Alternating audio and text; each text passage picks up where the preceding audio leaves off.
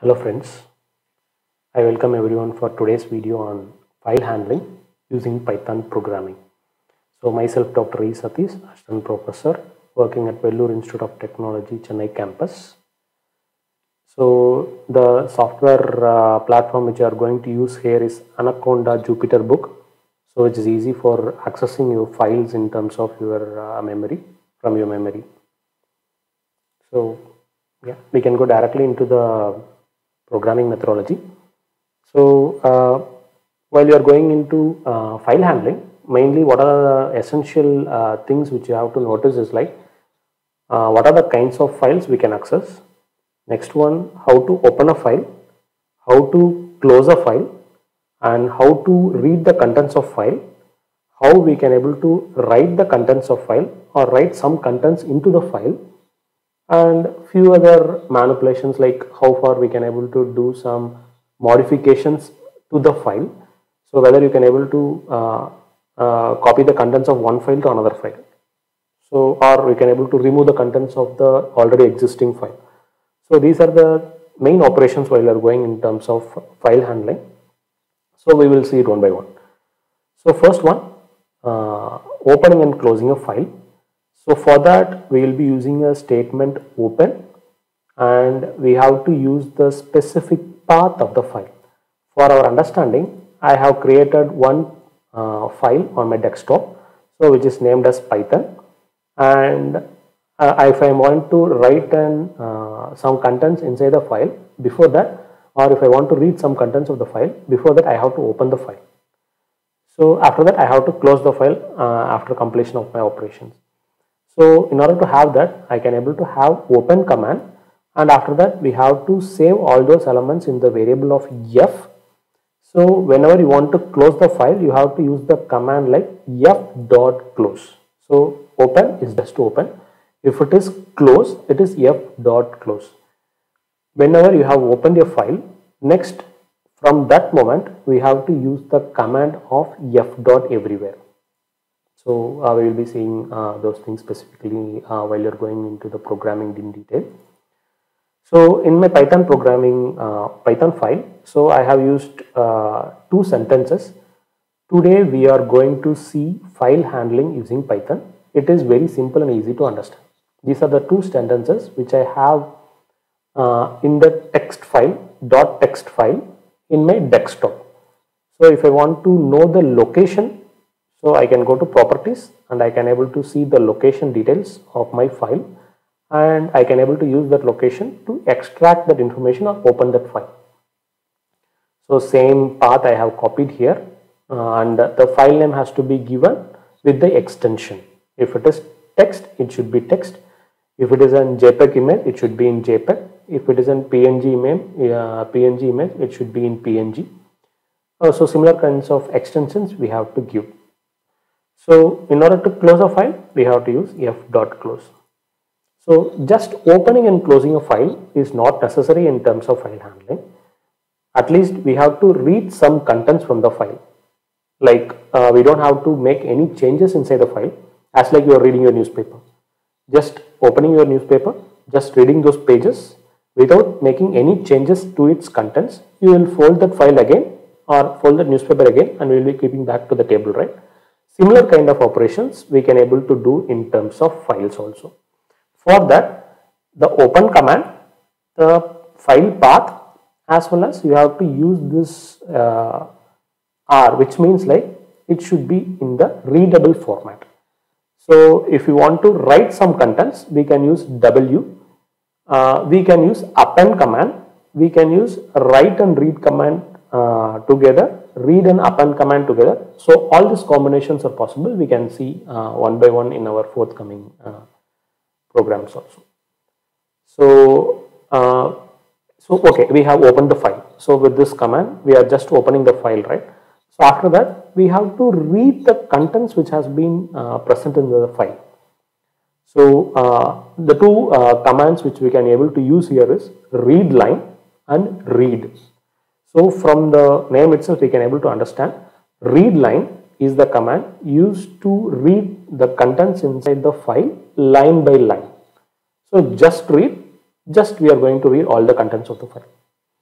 So read line, if I am going to use this one, so just I am opening this file, so I can able to see here. Today we are going to see about file handling using Python. It is very simple and easy to understand. So like that I am having two lines, right? In the similar way, if I am going to use it, I can able to run this file. So whenever we are going to execute the instruction of first line, print f dot read line, if this function has been called and it has been tried to print it. So this first line will be printed and the cursor, so initially when I am opening the file, the cursor is in the initial position, right? After reading it, it is going back to the last position of that line. So whenever I am using the next read line statement, it is going to start from the last trigger, right? So it is going to read this contents, not this contents again. So that's the meaning of these two read line statements. Just print the first line, print the second line. Line by line, we can able to call those contents of the file. So I can able to run it. So first line is getting executed, after the second line is getting executed. So I can able to read the contents of file line by line using this read line statement. So whenever I am opening a file, I have to close the file, else there is a possibility of few exception and errors which can able to happen. So whenever you are trying to open a file or read the contents of the file, when the purpose is solved, you just close that file. So the read line methods, so it is not just an read line is going to just read it. So we are having one more beauty inside this read line. So same file path I have taken. So I have made in terms of read mode so that we can able to read it. So same thing I have taken. So while I am using the f dot read line statement, I am trying to save it on variable which is called as lines. So when I am trying to do such a specific operation, the contents of the read lines will be moved as a list. So clearly understand my word, it has been saved as a list. It is not just reading the contents, it is trying to save those contents as a list in the name of lines. So I can able to run it. So we can able to, I have used read lines only, right? So see here, line by line, it is going to take the contents and it is going to save inside the list. So I can able to use for loop to read the contents of list, right? Similar way I have used it.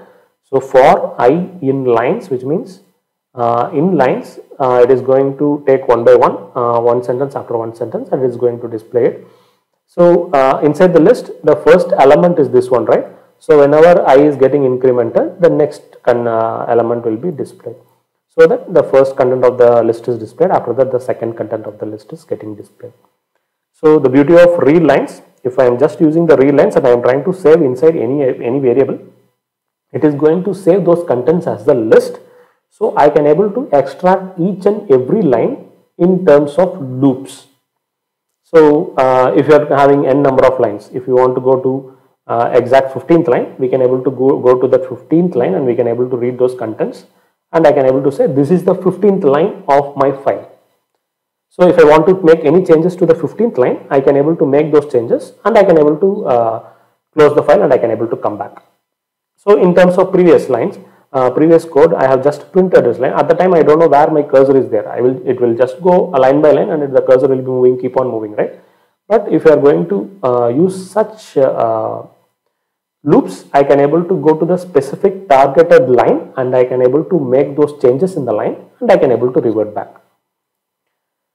So that is the beauty of using a read line. So the next command which we are able to use here is read statement. So again, the read statement is also going to read the contents of the file. If I am giving as an empty function, there is nothing inside this read, it is going to read all the contents of the file and it is going to print those contents. So I can able to run this one. Yeah, so f dot read, the contents is going to be moved into the variable content. So see here, while it is read lines, it is going to take it as list, but when you are going to use as read, it is not going to be a list, it's just having contents only. So I am just printing those contents and I can able to come back to my initial position. So this is the beauty of using read and read line statements. Whenever you want to make it as a loop and you want to extract those contents, specific contents of the files, you have to go for read lines.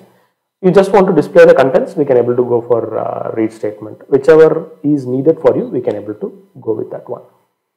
So one more advantage we are going to have here is I can able to read character by character. Previously I have used line by line, right? The same read statement I can able to read character by character also. If it is an empty function or empty braces, it means like all the characters inside the file is getting displayed. So read line is going to read line by line, read is going to read character by character. So if I am going to use read 15, which means the first 15 characters will be displayed. So I am going to print that content. After the cursor will be on the 15th line, 15th character, right? From that 15th character, the next 15 characters will be displayed. As like in terms of print read lines, I can able to have in terms of read statement also. The cursor is going to be a major key factor here. So while I am doing this, this content is getting executed, I can able to see that the cursor is moving from 0th position to the 15th position. After while it is getting executed with respect to these two lines, so the next 15 characters will be displayed. So if I am going to run this one, we can able to see the beauty of it. So the first 15 characters will be read. So the cursor will be on the 15th position. When I am using the same statement again, f dot read of 15, from the position of the cursor, it is going to read the next contents of the file. So again, it is not going to take the first 15 characters, the next 15 characters will be taken. So these are the key parameters which has to keep in mind when you are going to trying to read the contents of the file. So whenever you are using read line, line by line, it is going to take the content and it is going to display those contents if it is print statement.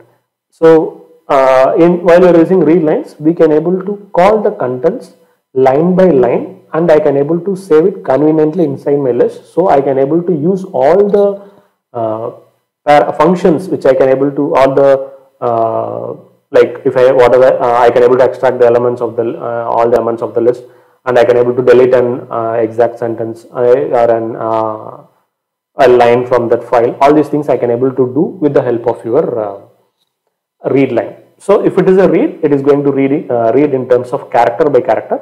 If it is an empty read, which means like nothing is there inside this braces, which means like it is going to read all the characters of the file. Yeah, with this I can able to come to a conclusion. Yeah, we have seen how to read the contents of the file. Just we have started with text statement, text file, and we will be keep on moving into some other files also. So just having a recap, so we can able to see like we are just opening the file. So we have to give your extension and as well as the file path, and after that what we are going to see, right? So we have to use :R, which means like just opening the newspaper, reading it and closing back and keeping it on the table. Like the same thing, I am going to open the file, reading the file, and I am again going to keep the file in the same position without disturbing its contents of the file. So it is convenient, but while you are going for writing some contents inside the file, we will make many changes over the file. And if you want to append contents to the file, we are going to use some other way of approach to those files, so which we will be seeing in the forthcoming classes. Yeah. Thank you everyone. If you are having any queries, you just bring it back in terms of chats or in terms of personal chats. So yeah, thank you everyone.